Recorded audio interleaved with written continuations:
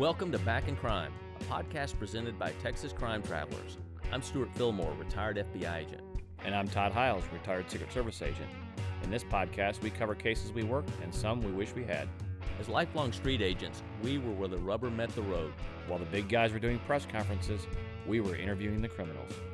And because of that, we can take you inside these cases. And under the crime scene tape. This is Back in Crime. You know, today, Stewart, you're sort of going to be on the hot seat. Uh-oh. You have no idea what we're going to talk about on this episode. That's true. I don't know. It's been held in top secret here. But if you're a fan of puzzle box shows, you're going to enjoy this episode. Okay. I love any kind of puzzle box show, anything like that. I love. So I'm game. Okay. So if you're driving around in your car right now and you're hearing this, go through McDonald's, get some French fries and a drink, and sit back and relax. Because oh man! All right. we are going to start with a plane crash, and we're going to end on John Dillinger. A plane crash and John Dillinger. Okay. When I said John Dillinger, your eyes lit up. Well, yeah. I mean, I know. I think I know probably more than the average person on John Dillinger, but I'm not really sure about the plane crash. That's one of your favorite topics to talk about: gangsters from the 1930s. Yeah. And John Dillinger. Okay. All right. So buckle up. Yeah. Enjoy the ride. Here we go. So I may not know exactly what we're going to do today. It's going to be a unique format. It's going to be fun. I'm actually looking forward to this a lot. But hang around to the end of the podcast because we've got an exciting announcement to make, and I think you guys are really going to love this stuff. So hang in there, listen to this, let's have some fun, and let's do it, Todd. All right, here we go. On October 10th, 1933, United Airlines Trip 23 takes off from Newark, New Jersey at 4:30 in the afternoon. Okay. This flight is headed to Oakland, California, with stops in Cleveland and Chicago. Wow, okay. There's 3 crew on board, 2 pilots, a flight attendant, and there's only 2 passengers, a male and female. Wow, okay. The female passenger was originally scheduled for an earlier flight, but on her way to the airport, the car that she's riding in has a flat tire. She's delayed, so when she gets to the airport, she missed that earlier flight, but now she's on this one. Okay. The plane lands just like it's scheduled in Cleveland. It refuels, and another 2 passengers get on the flight, and one of the pilots is switched out. Okay. So there's a total of 7 people on board. Okay. The plane takes off. It's en route to Chicago. It's flying at 1,500 feet. It's going about approximately 180 miles per hour. 25 miles outside of Chicago, witnesses hear an explosion in the sky. Oh, man. Okay. They look up and they see the plane falling to the ground. Then there's just this giant fireball on the ground. The FBI, within hours, will investigate this case. Okay. Again, this happened in 1933. Yeah. But it's not until November of 2017 that the FBI declassifies this investigation. And they release the file to the public. Okay. So for over 80 years, this case has been classified. Yeah, I've literally never heard of this. Now, when people get to the crash site, they find 5 badly burned bodies. Okay. And again, there were 7 on the flight. Okay, so we got 2 missing. But searchers keep searching, and the next day, and about a mile away, they find the 2 other bodies. But these bodies aren't burnt. Interesting. Okay. Unfortunately, some of the first people that got to the crash site, they took some of the items as souvenirs. They took some stuff away. Are you kidding? Wow. Yes. Okay. And now this will become the first bombing of a commercial aircraft in the United States.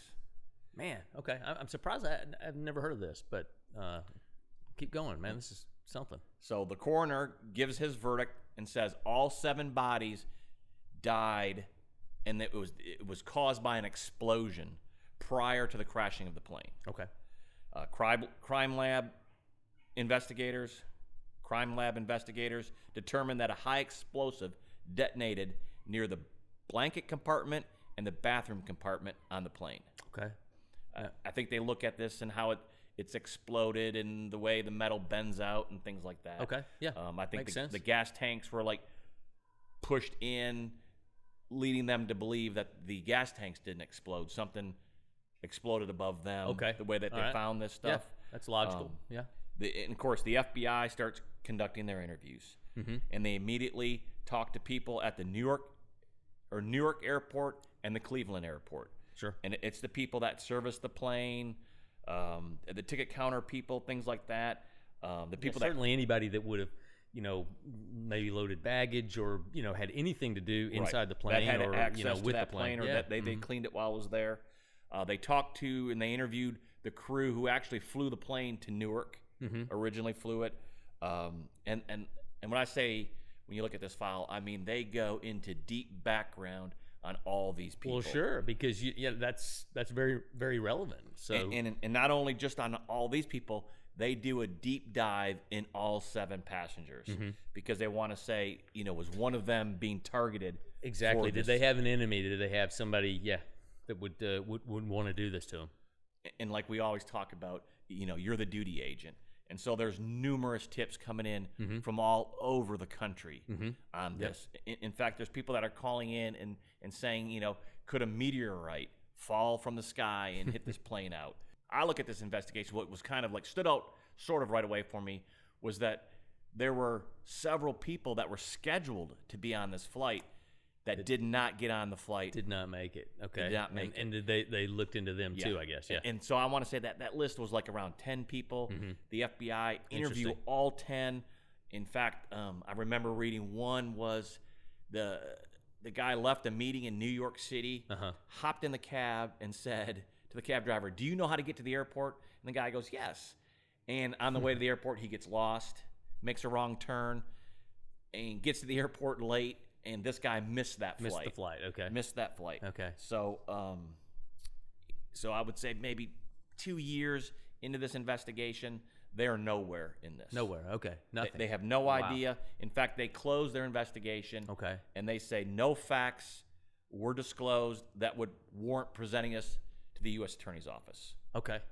Well, obviously this is 1933, and this, you said this was the first one, right? So this is something obviously they haven't dealt with before. I know, in bombing cases, it's amazing how much of the pieces of a bomb can be found, after an explosion and actually kind of reconstructed, and that can give you real insight into the person that did it.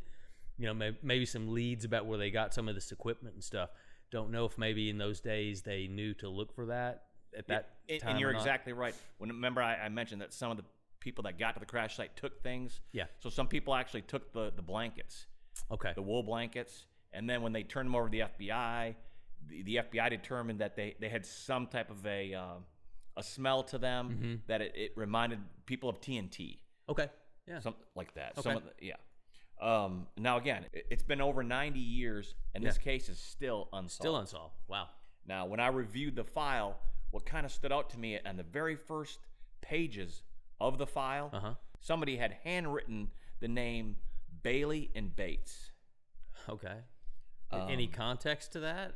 Then another page, it said Bailey and Bates had just been flown by United Airlines to Leavenworth, the federal prison. Well, first off, who is Bailey and Bates? Who are they? You're exactly right. Okay. That's what I looked at. Okay. Now, 3 or 4 pages go by and you read, and it says somebody has now officially said Bailey and Bates had nothing. There was no connection to this bombing. Okay. No. So somebody's confirmed that Bailey and Bates are on their way. I know they're on their way to Leavenworth, so they must be prisoners of some kind. Right. So I now have to dig into these files, some other files, to find out who Bailey and Bates are. Okay. Again, this is the 1930s. A lot of bank robberies going on at the time. In response to these bank robberies, we know that the Texas Bankers Association offered a $5,000 reward to anybody who kills a bank robber while they're robbing the bank. Yeah, dangerous business. People took that stuff seriously, man. But again, you had to kill the bank robber. Had to kill him, okay. We did a podcast. Wounding didn't count. No. We did a podcast earlier called The Santa Claus Heist. Yes. If you hadn't heard that episode, go take a listen to it, because the Texas Bankers Association, that reward played pretty heavily in that case. It did, and I think those bank robbers probably regretted ever doing it. Exactly. So, again, this is 1930s. bank robberies are dangerous for Yes. the gangsters. So many of them switched to kidnapping. Yes. Okay. On July 22nd, 1933, about 3 months before the bombing of the plane, Mr. and Mrs. Urschel, they both own oil companies. They're considered probably the richest the richest couple in Oklahoma. Okay. They're in their backyard on a back porch, and they're playing bridge with their friends. And their friends were Mr. and Mrs. Jarrett. Mr. and Mrs. Jarrett. Okay. So all four are on the porch. It's a screened-in porch. They're playing bridge. Just playing bridge. Okay. When two armed men storm the front porch and ask which of them is Urschel. Okay. The men initially don't say anything, so the armed men kidnap both of them. Takes both of them. They drive a few miles down the road when they finally realize which one is Urschel, and they release Jarrett. Okay. Immediately, Mrs. Urschel calls Washington, D.C., and she talks to J. Edgar Hoover. Wow. So this is somebody that she had J. Edgar Hoover's direct number, I guess. Exactly. Okay. Because, in fact, we know in the 1960s, Frank Sinatra's son is kidnapped. Yes. We have a podcast on that. Yep. Listen to that. Mm-hmm. But it's the same thing. His son's kidnapped, and Sinatra makes a call to the director. Sure. What's kind of unique about this is, again, this happens in July of 1933, and 1 year prior, in June of 1932, the Lindbergh Law, also known as the Federal Kidnapping Act, was passed by U.S. Congress. Right. That was a big deal. Because it gave the authority to the FBI to investigate kidnappings. Yes. So within an hour, FBI agents are in Oklahoma City. Right. And they're working this case. Several days go by. Eventually, the kidnappers get word out to one of Urschel's friends on the outside. Like you mean for a ransom kind of thing? Okay. And the friend's name, it's supplied by Urschel. Mm-hmm. He calls the FBI and says, "Hey, the kidnappers want $200,000 cash." Okay. I would say it's a lot of money for 1933. Yeah, I think in today's world, it's probably worth about $4 million. Yeah. And they say, "Hey, pay this ransom. We'll let Urschel go." Mm-hmm. On July 30th, there's a money drop in Kansas City. The $200,000 is dropped per the kidnappers' demands, and per FBI protocol at the time, it's just to follow the money and not make any type of an arrest or anything like that until they know that the victim has been released. The very next day, Urschel's released. He was held in captivity for around 9 days. Okay. Wow. Okay. And now he's back home in Oklahoma City. While he was held captive, he remembers many details of things that he heard. Now, he was blindfolded for a lot of the time. I think they even put cotton in his ears so he couldn't hear things. Okay. But he's able to hear sounds. And he can remember, something like the water bucket going into the well. He knew the sound of that. So maybe he's on a farm or something? Or yes. And he kind of determines what direction that well is compared to the house that he's in. He starts listening to all the voices that he can hear. He starts saying that's a young male, that's an older male. He starts to try to figure out how many people are involved in this. So he is just making mental notes of every little detail that he can. Exactly, and he's remembering it all. Wow. All the stuff. Man. He even took note on how far he believes he's from Oklahoma City. He knows how far they drove. He's trying to determine how many miles maybe he's away, things like that. He believed that he was being held on a farm. He knows this because of the smell that he could smell and the different animals that he heard. Could hear the animal. Okay, yeah. I think there's some reporting that Urschel had like a photographic memory. Very, very smart guy. I'm sure he was a very smart guy, and it's amazing too that in the days before TV and movies where we would see this kind of stuff now, maybe and you'd think, oh my God, I'm in this situation. I want to start taking all these details down. He didn't have the, so it was probably just a natural survival thing that kicks in. Very smart guy, and he did it. It's really impressive. And again, he's held captive for 9 days, but he's able to start figuring out how many males are there, how many females there. He's trying to figure out their ages, listening to their voices. Okay. And after his release, this is a really cool fact that he tells the FBI, is that he says every morning at 9:45 a.m. he hears a plane fly over. And again at 5:45 he hears a plane fly over. Okay. And he'll even go on and say that on July 30th, which was a Sunday, he says the morning plane at 9:45 didn't fly over. He knew that. Okay. I think I see where you're going with this. I mean, man, that's some great information to of lead value to go out now and try to locate these planes. And before the ransom was paid, the FBI they did receive a tip that George Barnes and his wife Catherine, they might be involved in that, and they were supposed to be from around Fort Worth, Texas. Okay, is George where they were Barnes from, and his wife Catherine. All right. But taking that tip about the airplane, the FBI goes out like the 600-mile radius of Oklahoma City, and they plot at 9:45 in the morning, where's all the airplanes? Okay. And then they plot at 6:45, where's all the airplanes?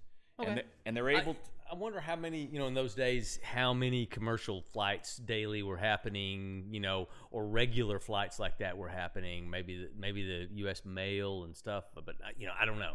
But yeah. But it could be a flight from Phoenix headed to Miami. Maybe it flew over. That's the one that flew over. Okay. But anyways, they're able to plot all these flights out, and they realize that there is a flight that leaves Fort Worth and goes to Amarillo in the morning. It returns again at night, but at 5:45 and 9:45, the planes are over the same location, and it's a town called Paradise, Texas. Paradise, Texas. Okay, I've heard of that. Sounds like a nice place. I've never been there, but I think I know where it is. And they go. It's near Fort Worth, I think. Yeah, I think it's to the west. Yeah. And they go deeper in this, and they find out that on that Sunday, when he did not hear the 9:45 flight, they look up and they realize it was raining in Paradise, Texas. Oh, so So the flight went way to the north, and that's why Urschel didn't hear the plane. He didn't hear it. Okay. And so now the FBI does some more investigating, and they find out that George Barnes' wife, Catherine, her mother and stepfather live in Paradise, Texas. They live on a farm in Paradise, Texas. That's what we call a clue. Exactly. So August 12th, the FBI raid the farmhouse, and they make a bunch of arrests that the people are there. One of the people that are at the house is Harvey Bailey. Oh, okay. Harvey Bailey. And some ransom money is found there. Some of the people that guarded Urschel at the time, they're also arrested. They all admit to their involvement, and they claim that George Barnes and Albert Bates were the two people that did the kidnapping in Oklahoma City. I'm sorry, who says that? The people there at the house, at the farmhouse. Okay, at this farm. Yeah, they all admit to their involvement. So I'm hearing Bates and Bailey. So, okay. And George Barnes is also involved too. Okay. Later that same day that they raid Paradise, Texas, the farmhouse, the FBI catches up to Albert Bates, and he's up in Denver, Colorado.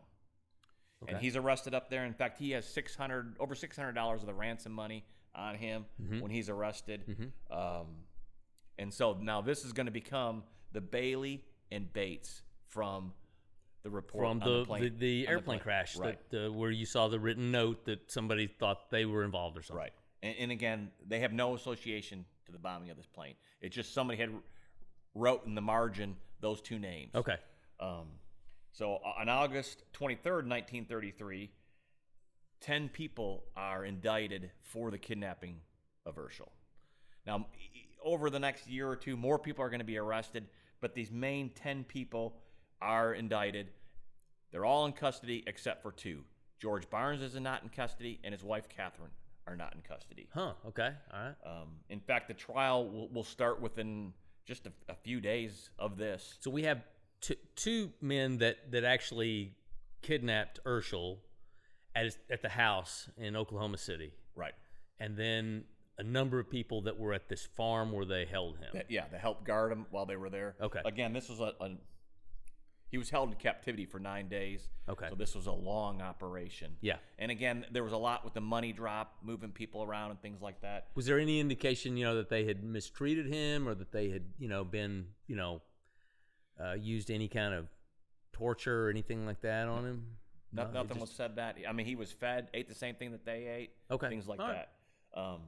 So on September 26, 1933, in Memphis, Tennessee, the FBI raid a home with the assistance of the Memphis Police Department, and they arrest George Barnes and his wife, Catherine. Okay.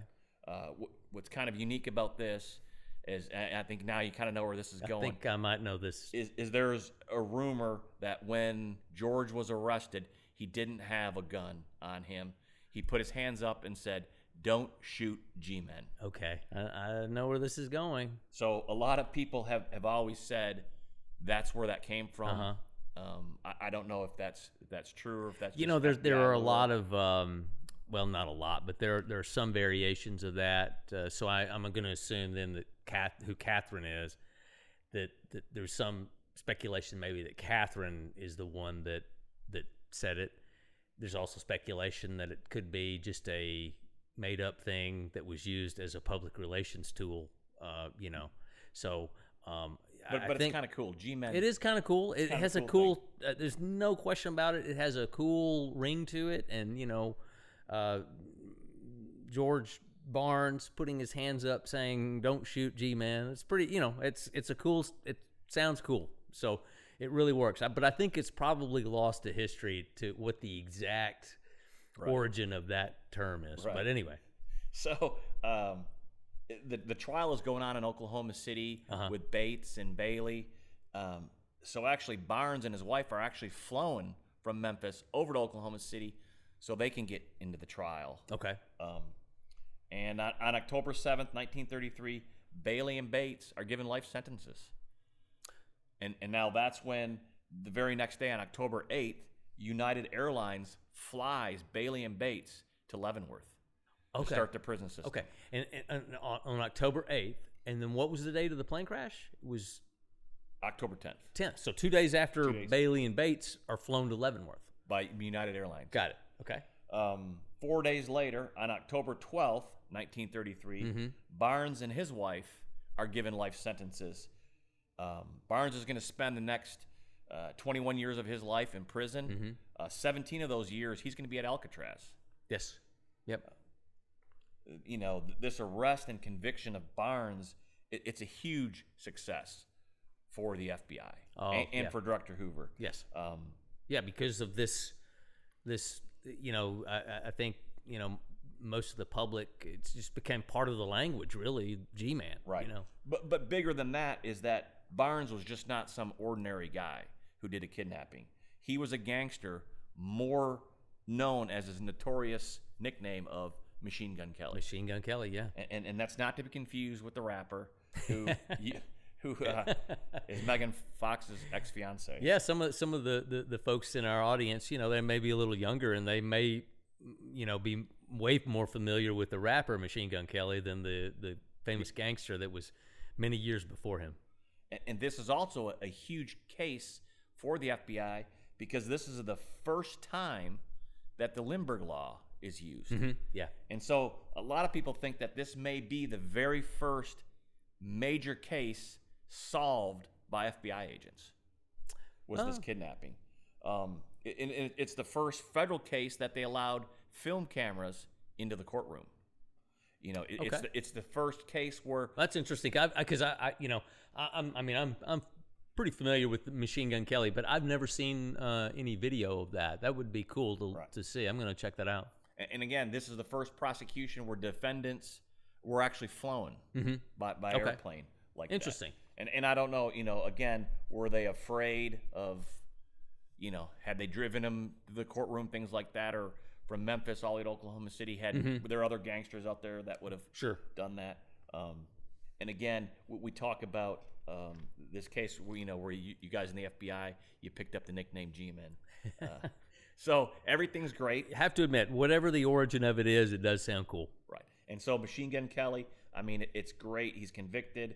I'm sure there were high fives all around the FBI office. Everybody's excited. What a great day for the FBI. But just a few hours later, that same day, what happens that day? Well, let me tell you what happens. Okay. 3 men walk into a jail in Lima, Ohio. Oh, wow. Okay. And they claim they're from the Indiana State Police, and they're there to extradite a prisoner. I do back know to this. Indiana. I do know this story. And when the sheriff asks to see identification, one of them pulls a gun and he shoots the sheriff. Yes. And they bust their friend out of jail. Yes. And Stewart, who was their friend? Well, their friend was John Dillinger. He was in jail and had been arrested in Dayton, Ohio, and he was sitting in this jail in Lima. And forgive me, folks, that I don't know if is it Lima or Lima? I'm not sure. I've heard it say on both that. ways. I think I've heard both, but apologies to if we're mispronouncing it. But yeah, so it was Dillinger and 3 of his gang mates. And one of them, named Harry Pierpont, actually shot the sheriff. And it really is tragic. He was an older guy, and I think his wife helped him, run the jail. I think the wife fed the prisoners and stuff. And I think Dillinger had even acknowledged that they had been very, very kind to him. And there was just no need to kill the sheriff. No need at all. Exactly. And so over the next 8 months, John Dillinger will become public enemy number 1. Yes. And he's going to become hunted by the FBI. Yes. And I mentioned at the beginning of the show that we were going to start with the plane crash. Yeah. And end with John Dillinger. I'm interested to see how this ties in, man. So here's a connection. Okay. One of the agents that leads the manhunt for John Dillinger is Melvin Purvis. Yes. Melvin Purvis was the case agent on the bombing of United Airlines Trip 23. Okay. So, all right, so go back to the bombing of the plane. Never solved by the FBI. Never solved. And the file was only made public in 2017. So I assume, I guess, the case was open all those years. No, they closed it within 2 years. They closed it within 2 years. But it remained classified. Huh. Now, when you read this, I mentioned that they did such deep background investigation. I think maybe they were waiting for people to die. I mean, you could have redacted a lot of the names. There was a lot of talk about, at this time, United Airlines was trying to go union, and did they think that this had something to do with the union? Well, I guess one of the pilots did not want to join the union, and they thought maybe that was happening. Again, when they did such a deep dive into this, so the male passenger who got on in Newark, they tracked his past 3 or 4 days in New York City. People that he called, people that he visited, all those people were interviewed. Yeah. I think just when you went out and interviewed the guy who missed the flight, to think, I'm sure later on he thinks that, wow, I should have been on that flight, and because the cab driver got lost, I think there was even this idea of like, don't mention that to my family that I was originally supposed to be on that flight. Okay. And so maybe just because it was so deep and personal, the background investigation that they did on all of the 7 people that were aboard on that plane, it was such a deep dive. Maybe they felt that was so personal that they didn't want a lot of this released. Okay. And Todd, like I said earlier, mentioning how, I know today, that in bombing investigations, they can get pretty close to reconstructing the device itself, which is just fascinating to me. But was there anything in the file, about maybe, I know they said it was a high explosive and, basically where it was on the plane, but was there any attempt to figure out? Just where they thought that it was placed on the plane, like that. So, yeah, it's just kind of strange that they left it classified. Yeah, for all those years. I don't get that. Maybe they didn't want people to think, how deep that they did go tracing phone calls and things like that people had made in hotel rooms, and then to find out who called them and why they called them, things like that.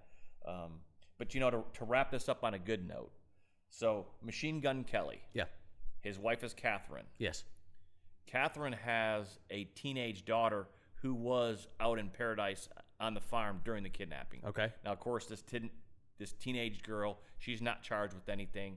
In fact, she's going to be sent because, her mom is incarcerated now for life. Sure. She's going to be sent to go live with family in Oklahoma, and all she wants to do is attend college and become a school teacher. Uh-huh. The judge who presided over the federal trial and all these, his name was Judge Vault, and he says, hey, an unknown person has come forward and paid for her college education. Okay. And I've never heard this before. Yeah. Okay. So she actually goes, gets college education. She actually becomes a teacher. Okay. She passes away in 2005. Okay. Sounds like she, had a good life. Good after life, all yeah, this. sure. But after the trial judge had passed away, like in the 60s, Yeah. his family found papers in his office that indicated that the unknown person who paid for her college was the kidnapping victim. I was going to say Mr. Urschel. Yeah. Okay. Wow. He had paid for that. When the FBI raided the farmhouse in Paradise, Texas, they recover a machine gun that was in there, and they matched the serial numbers to one that Catherine had bought, Machine Gun Kelly. Okay.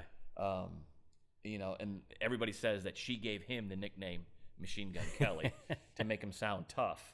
But so they found that machine gun in there, and I want to say a few years after the arrest, the special agent in charge of the Dallas field office, he gave that machine gun to the Fort Worth Police Department because those detectives had supplied the information that Machine Gun Kelly, that they were involved, and that they had family there in Paradise, Texas. So, he gave them the machine gun, for a collector's item or more, or actually something they could probably put in and use, or just a token of appreciation. Okay. Now, the weird thing about this is that the last known mention of this machine gun is from a document from the Fort Worth Police that says in 1959 this was in their property room. Okay.